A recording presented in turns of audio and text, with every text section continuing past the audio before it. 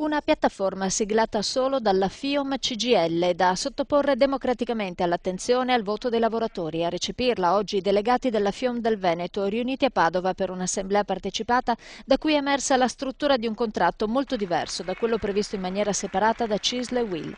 3 punti forti: un aumento medio dei salari di 130 euro in 2 anni contro i 113 previsti in 3 anni nella piattaforma degli altri sindacati, da estendere anche ai cassintegrati. Defiscalizzazione degli aumenti retributivi, versamenti delle quote previdenziali a carico delle imprese anche nei periodi di cassa integrazione e soprattutto il blocco dei licenziamenti, compresi quelli dei precari, per 2 anni. E questo perché in autunno finiranno le dotazioni finanziarie per gli ammortizzatori sociali ed il rischio molto concreto è quello di un'autentica emergenza occupazionale. Non è possibile continuare nel momento in cui c'è la più grave crisi che il Paese abbia attraversato con una vecchia politica che è quella di scaricare sui lavoratori i costi della crisi stessa. Mi pare che non sia non solo giusto socialmente, ma rischia di essere un boomerang anche dal punto di vista economico e delle imprese, perché la crisi in grande parte è determinata dal calo della domanda. Se non riprende la domanda perché non ci sono salari disponibili, noi avremo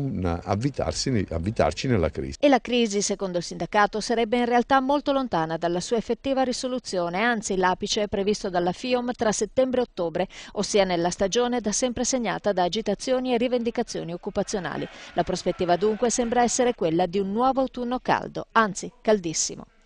Ma intanto c'è già l'estate calda, perché la situazione è tale che come si vede anche dai giornali ci sono situazioni di tensione sociale che crescono dalla Sicilia al Veneto.